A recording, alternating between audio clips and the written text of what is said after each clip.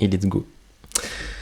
Bienvenue tout le monde, bienvenue mes clientes, mes prospects préférés, nos abonnés préférés. Aujourd'hui on reçoit Elena en interview qui va se présenter et qui aide beaucoup dans la perte de poids, notamment dans l'alimentation. C'est super intéressant. On s'est contacté et j'ai trouvé ce qu'elle faisait super cool et du coup je lui ai proposé de faire une petite interview histoire de vous donner un maximum de valeur à travers son partage d'expérience qu'elle fait. Elle a un parcours aussi qui est super intéressant. Et donc voilà, bienvenue Elena, est-ce que tu vas bien? Oui, bonjour. Alors du coup, moi je suis Elena, je suis diététicienne nutritionniste et je me suis spécialisée dans la prise en charge de l'obésité.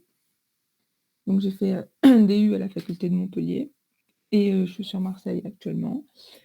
Heu, Me présenter, j'ai 22 ans. Je suis sur Marseille comme je l'ai dit et je suis en activité libérale depuis le mois d'avril. Voilà. Très bien, très bien. Euh, alors pourquoi tu t'es lancé dans cette activité et dans cette niche plus Alors, particulièrement? un peu par hasard au début et au début j'ai fait une première année de psy. Au début j'ai fait, une première année de psychologie, qui m'a pas plu et j'ai essayé le BTS diététique et finalement, j à travers mes stages, tout ça, ça m'a beaucoup intéressée et en fait, j'ai trouvé ça liait beaucoup de passion, pouvoir aider les gens, sans trop avoir le contact, physique que pour avoir une infirmière. Du coup, ça m'a beaucoup plu et j'ai décidé d'en faire mon métier. C'est super génial. Est-ce que tu penses que tes études en psychologie t'aident aujourd'hui dans ton activité et dans tout ce qui est suivi par rapport aux personnes qui sont en perte de poids? Alors mes études, je sais pas, parce que j'ai fait qu'1 an, donc je sais pas si vraiment, voilà. Mais le fait que ça me plaise et avoir vraiment une approche psychologique et le lier carrément à mon activité, oui. Oui, oui. Ça c'est top. Parce que ouais, du coup, on en avait parlé en off pour ceux qui savent pas, mais c'est une partie qui m'avait super intéressé, tout ce qui était suivi sur la partie psychologique, parce qu'on se rend compte finalement que les actions quotidiennes et ce qu'on doit mettre en place, c'est pas si compliqué que ça quand on a les bases, entre guillemets, même si bien sûr il y a des particularités et qu'il faut être précis dans son approche, mais on se rend compte que c'est bien la partie psychologique, la partie motivation, mindset, qui fait la différence et qui va faire qu'une personne va réussir ou non Mmh. et pas forcément la méthode, parce que des méthodes, il y en existe des milliers aujourd'hui qui fonctionnent, qui font perdre du poids aux gens. Mais après, trouver quelque chose qui nous convienne et qui est adapté à notre profil et à notre mindset, c'est une autre histoire. Du coup, c'est super intéressant. Et d'ailleurs, en parlant de régime, j'ai une toute première question à te poser. C'est notamment sur les régimes restrictifs, donc tout ce qui est comme j'aime, qui est très connu, Mmh. pub qui passe à la télé, etc. Savoir ce que tu en penses par rapport à ça et aussi par rapport aux jeûnes intermittents, qui, je le sais, se rallient un peu à ce que fait comme j'aime, par exemple. OK. Donc, avoir ton avis à ce niveau-là. Alors pour tout ce qui est régime, je pense que toutes les diététiciennes, on est à peu près d'accord sur ce sujet, c'est non. Tout ce qui est régime restrictif, c'est pas possible.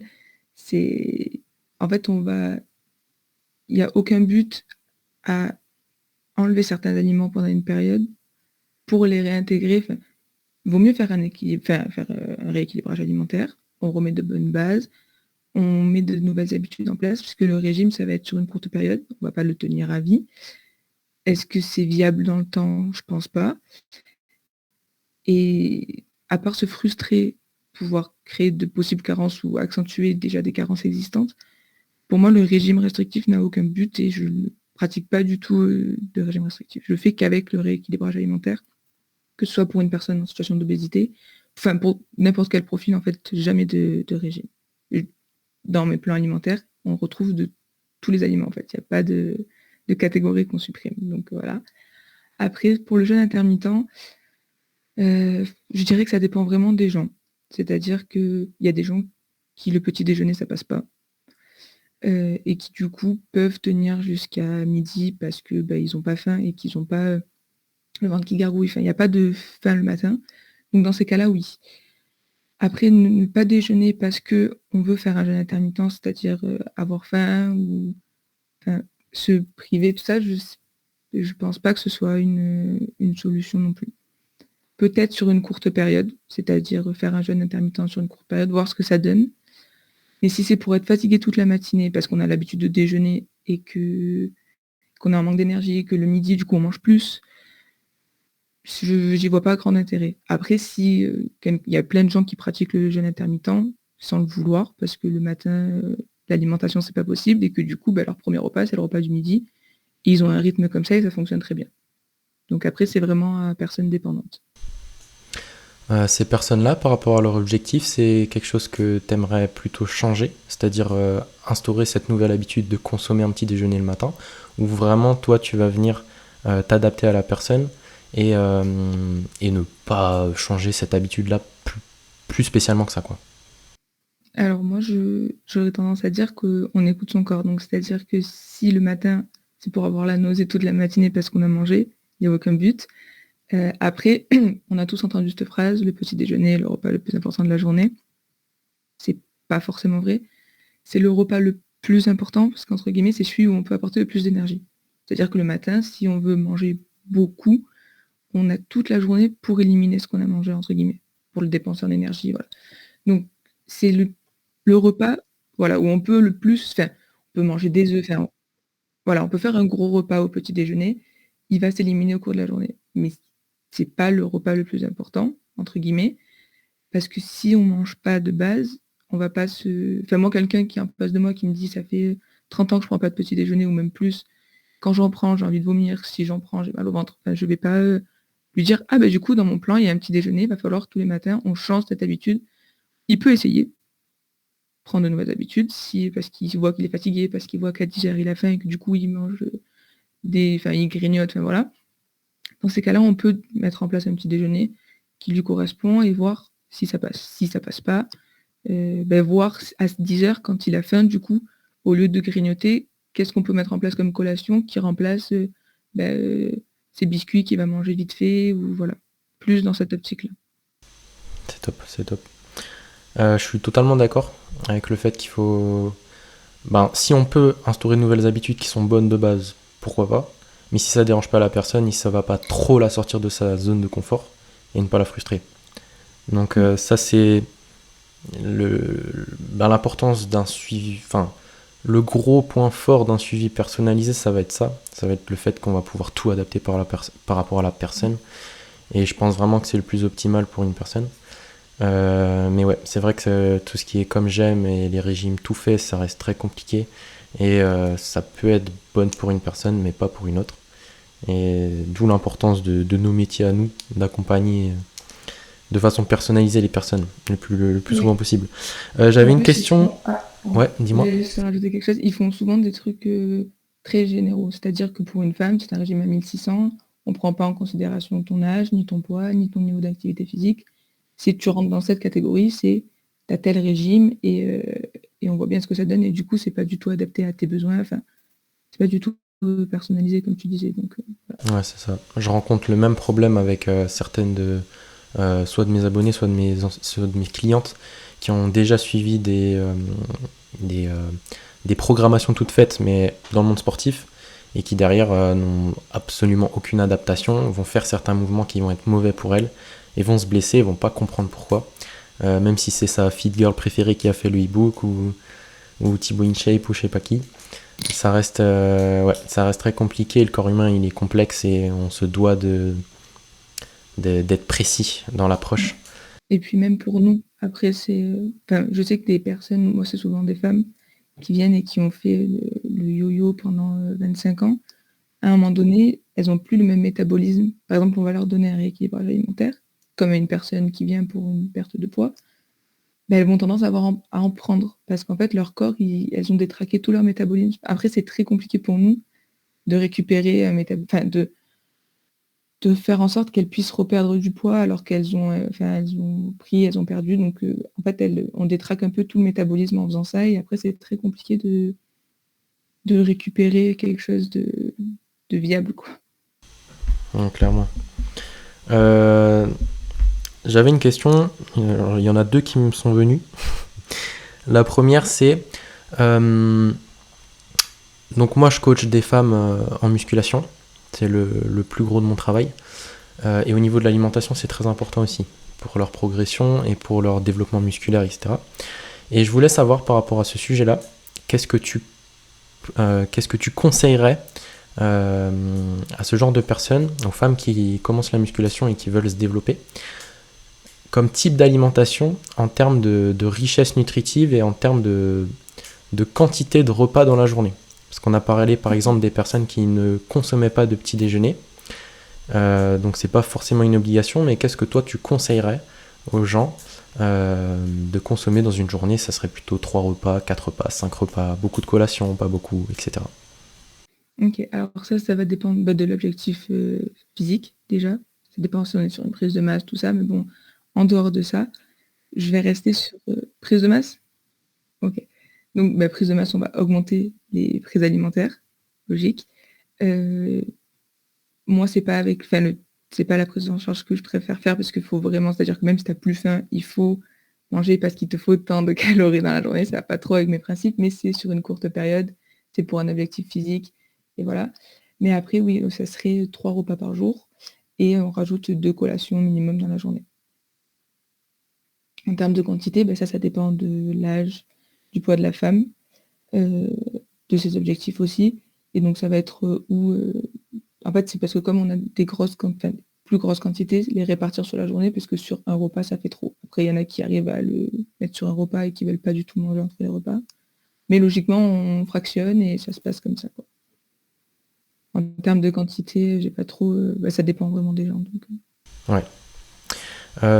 Du coup, par rapport à cette répartition des repas, est-ce que c'est seulement par rapport au fait que tout manger sur un repas ce soit trop pour la personne, du coup le répartir pour que ce soit plus emmagasinable, ou est-ce qu'il y a derrière un intérêt vraiment sportif en termes de récupération, en termes d'énergie, en termes d'assimilation des nutriments et de productivité dans leur développement? Ok. Alors en fait, on a des. Enfin, oui, parce que ça fait beaucoup sur un repas, mais pas au niveau de quantité, parce que si la personne arrive à manger, il n'y a pas de problème. C'est de ne pas aller trop, de se sentir ballonné, voilà. Les prises alimentaires qui vont être importantes pour tout ce que tu disais, assimilation, tout ça, ça va être les collations juste avant et juste après la séance de sport, qui vont faire les réserves glycogènes, qui vont faire que on récupère plus facilement. Voilà, c'est plus ces collations-là, mais qui vont pas forcément être des collations qui vont être des prises alimentaires avant et après. Oui, des petites collations, mais après, vraiment, pendant la prise de masse, les repas, c'est fractionné si la personne n'arrive pas à tout manger sur le même repas. Ouais, c'est clair. Moi, j'essaie toujours d'au minimum instaurer 4 repas par jour, en essayant de trouver des possibilités. Le plus compliqué, c'est les femmes qui vont avoir du mal à consommer 4 repas par jour. Et après, les possibilités que je peux donner, c'est ces fameuses collations qui font la différence et qui permettent aussi peut-être de délester pas mal de quantité sur un repas et puis essayer de le répartir ailleurs aussi. Donc au final, peut-être ne pas faire 3 gros repas mais 6 petits aussi, ça peut être une des possibilités. Enfin, il y a vraiment moyen de personnaliser et de trouver des solutions.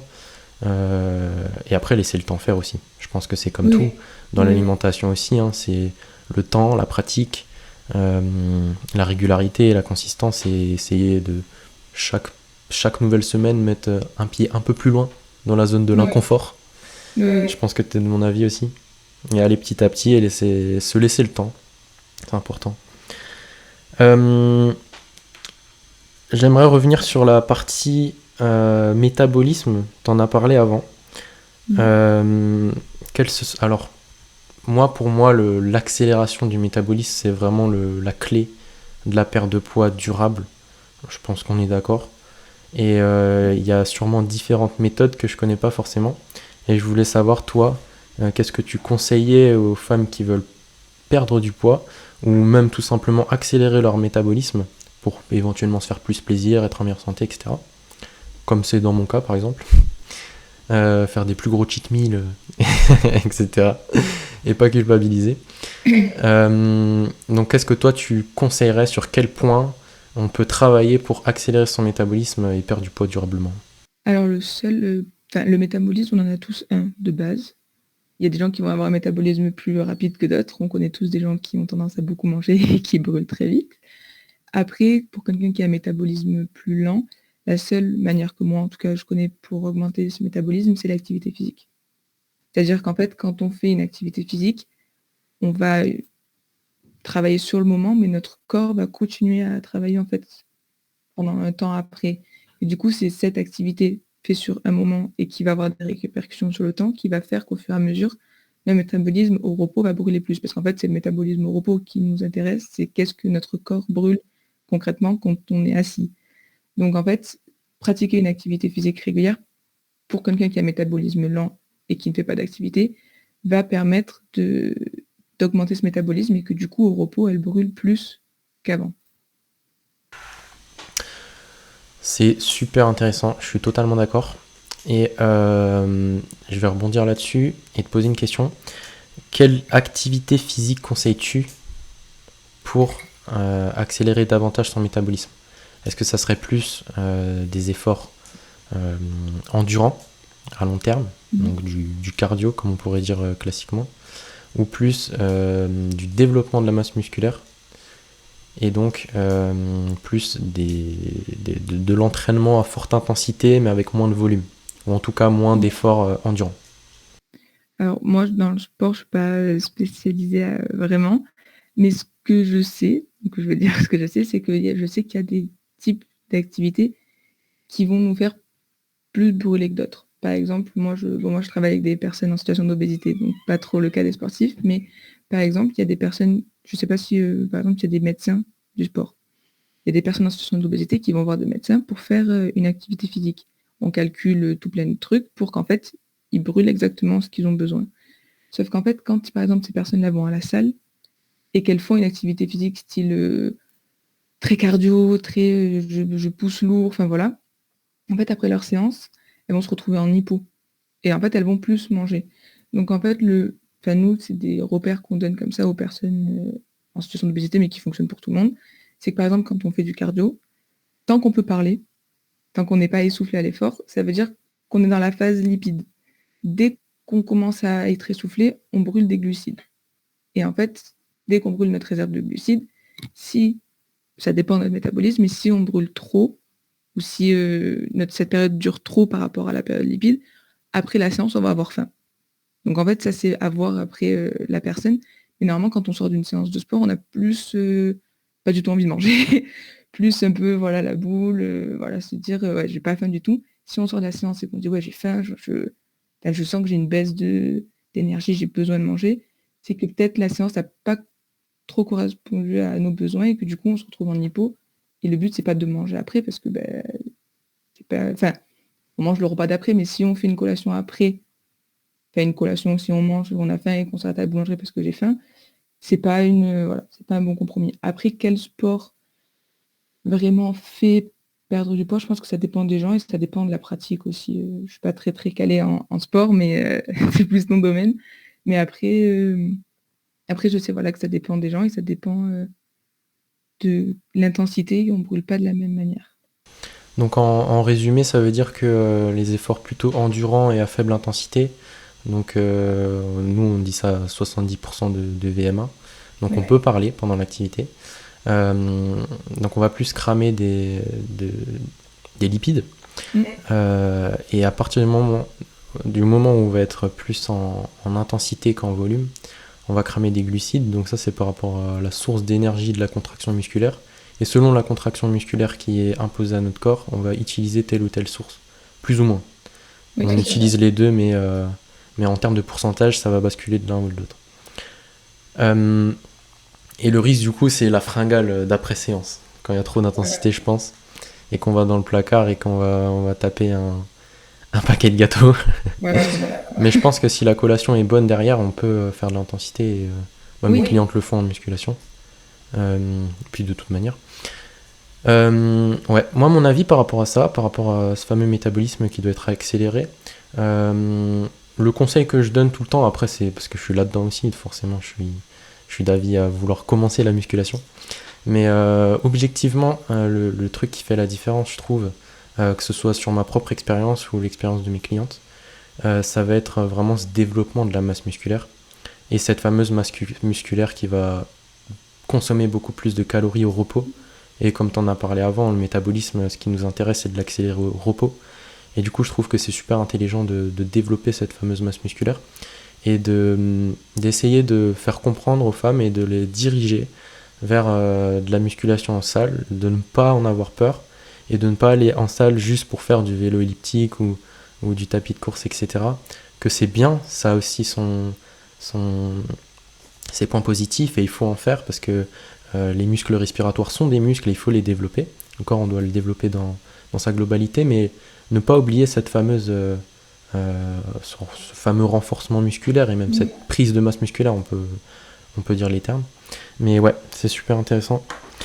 Puis même, je sais pas trop parce que c'est niveau sport, mais niveau tout, pour sculpter son corps, c'est plus intéressant de faire de la musculation que, le cardio, ça va permettre, oui, au niveau au niveau de la récupération, peut-être récupérer plus vite, tout ça. Et tout ce qui est pour sculpter son corps, travailler directement certains groupes musculaires, c'est la musculation et, Puis même par rapport à l'âge, par rapport à la vieillesse, par rapport à la durée dans le temps, tout ce qui est travail articulaire, moi je fais beaucoup de ça, je parle beaucoup de mobilité. C'est un truc qui m'intéresse de ouf et que je veux vraiment enseigner aux gens qu'ils aient cette culture de la mobilité articulaire et du renforcement articulaire. Et ouais, cardio, on peut en faire, hein, on peut utiliser des exercices de mobilité, les faire en endurance, etc. Mais ouais, mettre l'accent dessus, faire de la musculation, mettre de la contrainte mécanique, moi je trouve ça génial comme sport et comme complément pour rien que sa santé personnelle, c'est ouais, c'est indispensable, je trouve, c'est indispensable. Alors on va revenir sur un premier point. On en a parlé au début de la vidéo, mais c'est la psychologie au niveau de la perte de poids. Donc je voulais connaître pour toi l'importance du suivi à ce niveau-là, au niveau psychologique, ce que toi tu mettais en place et si tu pouvais nous donner quelques cas pratiques ou quelques particularités qui poseraient problème et comment toi tu solutionnes cet aspect-là avec tes clientes. Alors, l'aspect psychologique, on peut pas le négliger parce que sans parler de troubles du comportement alimentaire, qui sont diagnostiqués par une psychologue, on a tous des comportements alimentaires, on va dire des fois un peu, voilà, que ce soit sur une période, que ce soit des comportements qu'on a transformés en habitudes, tout simplement. Et donc, c'est indispensable de pouvoir, de parler avec mes patients pour pouvoir mettre le doigt sur ces petits comportements alimentaires qui pourraient avoir un impact. Voilà.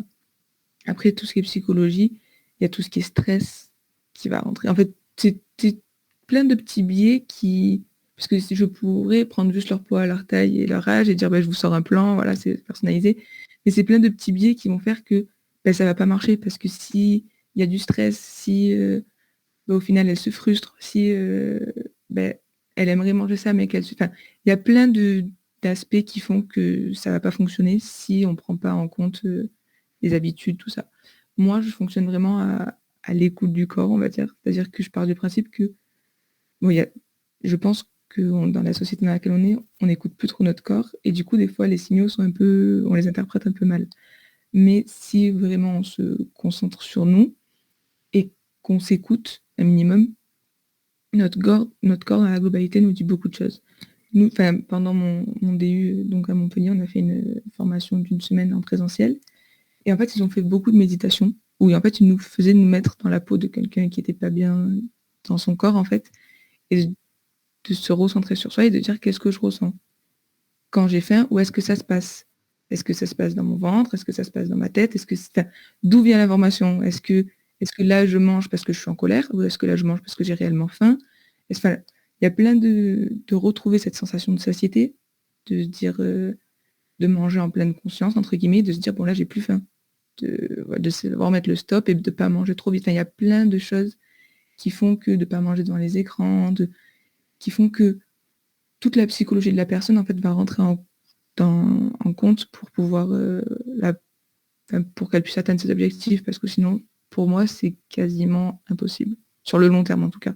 Peut-être qu'elle va prendre de nouvelles habitudes, mais il les mauvaises habitudes reviennent plus vite que les bonnes.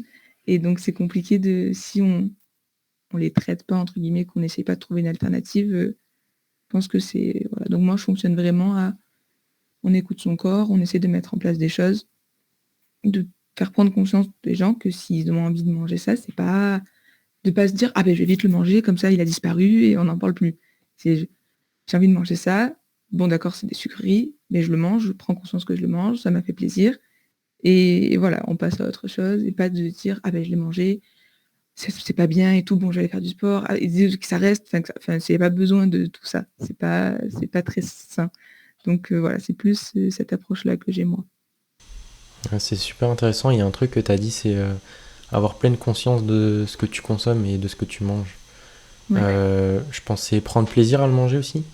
Oui. Choisir ses aliments qu'on aime. On n'est pas forcément obligé de se restreindre à. Ah Ouais. non, pas du tout. Et il y a un truc qui m'a.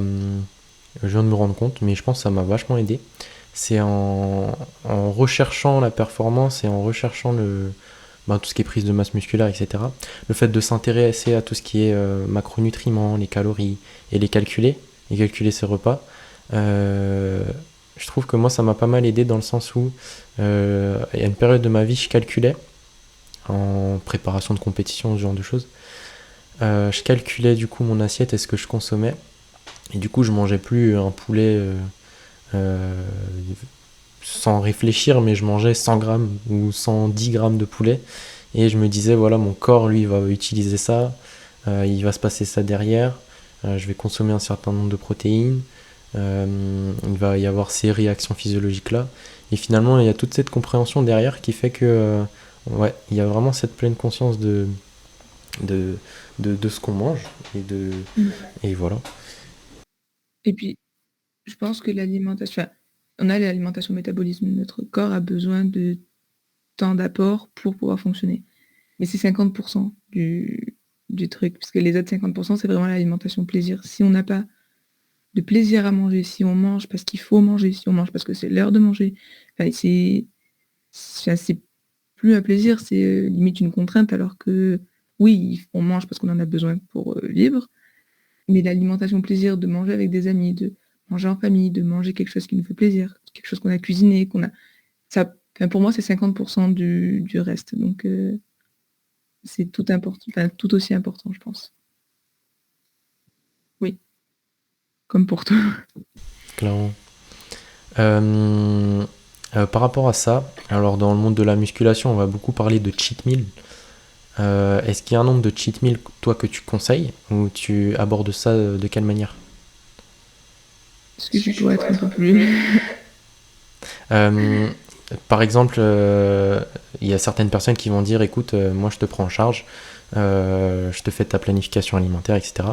Et le week-end, tu as le droit à 2 repas, cheat meal, où tu peux manger ce que tu veux avec plaisir. Et le reste du temps, on fait la programmation alimentaire. Toi, est-ce que tu as un nombre de cheat meal à conseiller? Et sinon, de quelle manière tu abordes ce sujet-là? Du plaisir. Moi, enfin, je recommande pas de tout mettre sur, par exemple, un week-end. Voilà, c'est vraiment quand t'en as envie. C'est-à-dire que, comme tu l'as dit, en fait, l'équilibre alimentaire, comme l'équilibre de tout, ça se fait pas sur un repas, ni sur une journée, ni sur une semaine, même pas sur un mois. Ça se fait vraiment sur une très très longue période. Donc, c'est-à-dire que, surtout les femmes, il y a des périodes où on a plus envie de manger certaines choses que d'autres.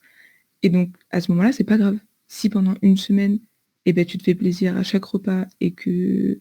Enfin, tu te fais plaisir. Il y a quelque chose qui te fait plaisir, t'as un aliment, t'as envie de chocolat et une fois par jour, t'as du chocolat, pour moi, il n'y a aucun problème. Parce que la semaine d'après, ton corps va faire que, à ce moment-là, tu n'auras plus les mêmes envies et ça va se compenser tout seul.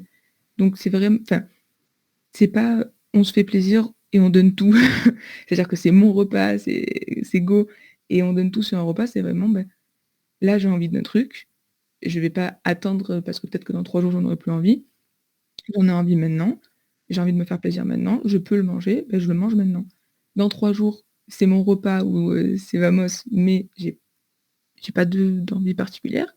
Ben, enfin, voilà, c'est pas autant programmé que ça. C'est vraiment, ben, là, j'ai envie, là, je mange, je me fais plaisir et pas tout mettre sur un repas parce que du coup, Enfin, on peut avoir un repas équilibré et finir sur une touche sucrée, sur un chocolat, sur une glace. Et ça va pas foutre en l'air sa journée. C'est pas parce que quelqu'un qui dit ah ben j'ai mangé ma glace ou j'ai mangé des gâteaux, bon ben autant se lâcher, j'ai foutu en l'air ma journée, on reprend demain. Non, ça fonctionne pas comme ça. C'est là tu t'es fait plaisir, ben, le repas d'après, enfin ça va se compenser, ça va se rééquilibrer. Donc moi je conseillerais pas tout sur une journée ou sur un week-end. Enfin en tout cas pas à mes patients. Ouais, je suis Je sais pas d'accord. ce que t'en penses. Ça a beaucoup de sens. Je suis totalement d'accord. Je suis totalement d'accord. Il y a vraiment cet effet lâcher les chiens et Mm. ne même pas prendre plaisir finalement.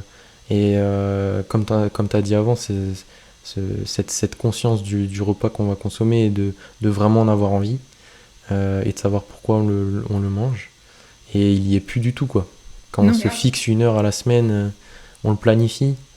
Et même, ça veut dire que si par exemple toute la semaine on peut pas en manger, qu'on est un peu frustré, qu'on s'y pense pas ce week-end, si le week-end on n'a même pas envie, on va se dire oh mais je vais quand même le manger parce que pendant une semaine, tu te rends compte, je vais pas pouvoir manger tout ça, donc c'est mon jour et c'est maintenant. Et donc ça répond peut-être pas à tes besoins dans l'immédiat et enfin, ça n'a aucun but selon moi. Mais je pense pas que ce soit très efficace de fonctionner comme Et ça. on est de nouveau dans le je me force, alors que Mm. c'est censé être un plaisir. Ouais, je capte le cercle vicieux un peu. Ouais, non, c'est une très bonne approche. Une très bonne approche. Euh, Moi aussi, alors c'est tout ce qui est cheat meal. euh, les personnes que je coach, c'est plus quand elles vont avoir des repas de famille, des mariages, des événements, des trucs comme ça. Donc là, bon, c'est sûr qu'elles vont se faire plaisir et puis elles vont prendre plaisir, il n'y a aucun souci. Et le reste du temps, je suis vraiment dans le découvrir des recettes qui te plaisent, où tu as l'impression d'être en cheat meal alors que pas du tout. Enfin, ça reste très équilibré, il y a des bonnes portions de nutriments, une bonne répartition, etc. Moi, je suis vraiment là-dedans.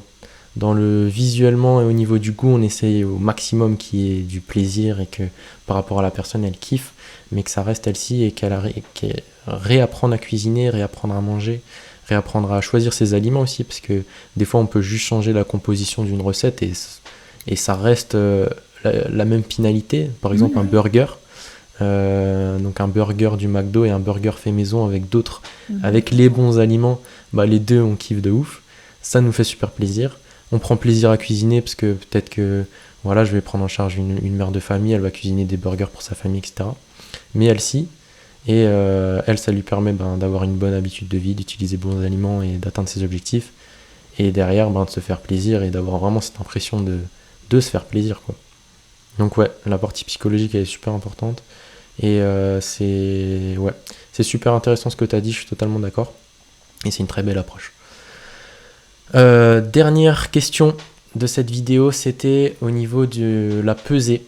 Donc moi personnellement, il y a une période où j'ai instauré une pesée toutes les semaines pour mes coachés.